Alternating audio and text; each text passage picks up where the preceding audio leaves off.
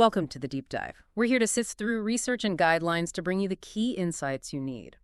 Today, we're diving into infective endocarditis, i.e., it's a serious heart condition. Our goal is to really unpack who's at risk and, maybe more importantly, how we can prevent it based on the latest medical thinking. Exactly.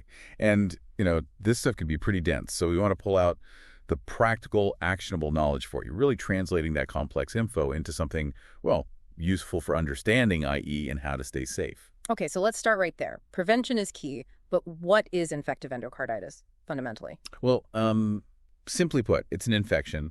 It affects the inner lining of the heart or sometimes the heart valves themselves. It's almost always bacterial, and it can get very serious if it's not caught and treated. Right. And these new guidelines seem really focused on risk. Who exactly are we talking about when we say high risk? Yeah, they're quite specific. The guidelines identify people who absolutely require preventative antibiotics.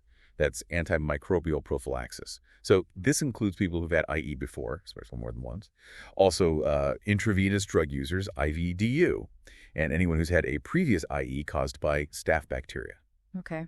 What about things like artificial heart valves? Good question. Yes, certain prosthetic heart valves put you in that high-risk group. It's interesting they specify like newer types or valves in the aorta or pulmonary artery, more so than others. Also, high risk are adults with congenital heart disease, apparently more so than kids, and people with ventricular assist devices, heart pumps. And there's a little detail too.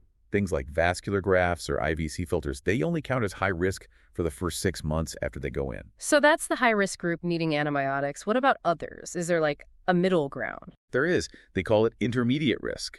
So think conditions like rheumatic heart disease or degenerative valve issues, maybe a congenital thing like a bicuspid aortic valve where the valve has 2 leaflets instead of 3, or HOCM, that's hypertrophic obstructive cardiomyopathy, where the heart muscle gets too thick.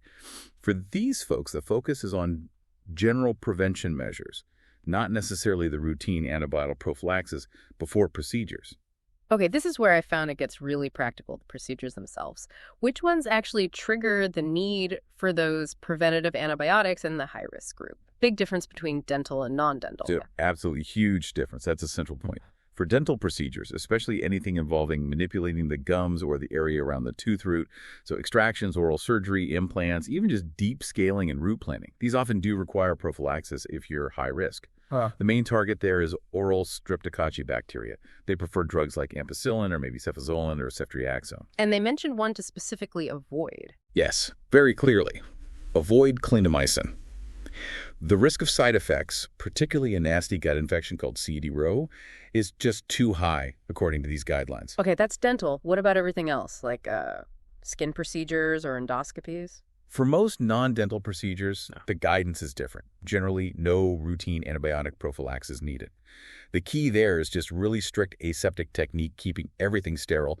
That covers cardiovascular interventions, skin stuff, dialysis, endoscopies. So it really boils down to that combination, a high-risk person having a high-risk procedure. That's the formula, exactly. If you're high risk, and it's one of those specific high-risk dental procedures, then yes, prophylaxis. But here's a really crucial point, maybe even a bit surprising, from the guidelines. While giving antibiotics does reduce the amount of bacteria getting into the bloodstream during the procedure, Okay.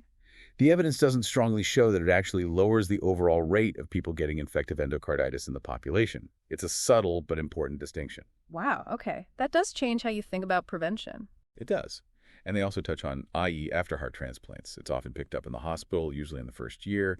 The culprits there are often Staphylococcus aureus or sometimes a fungus, Aspergillus fumigatus. So treatment always needs to cover staph. Oh, and one more thing. Before some major heart or vascular surgeries, they recommend screening patients for staph carriage in the nose and treat it if found. So bringing this all together, what does this mean for you listening right now in terms of just everyday prevention? What can people do? Well, the good news is a lot of it comes down to really solid basic health habits. Maintain good oral hygiene, brushing twice a day as specifically mentioned. Keep any skin wounds clean. Avoid taking antibiotics unless they're properly prescribed. And try to limit unnecessary IV lines or other invasive things if possible. It's really about general infection control. It feels like these guidelines are empowering in a way. They help everyone. Patients and doctors make smarter choices, right? Understanding that prevention isn't just about grabbing antibiotics. Exactly. It promotes a more comprehensive view of health management. It's not just about the drugs, it's the whole picture. It really shows how being informed about your specific risks and understanding these sometimes surprising details makes a huge difference with conditions like IE. Protecting your health is definitely about more than just one thing. It's multifaceted.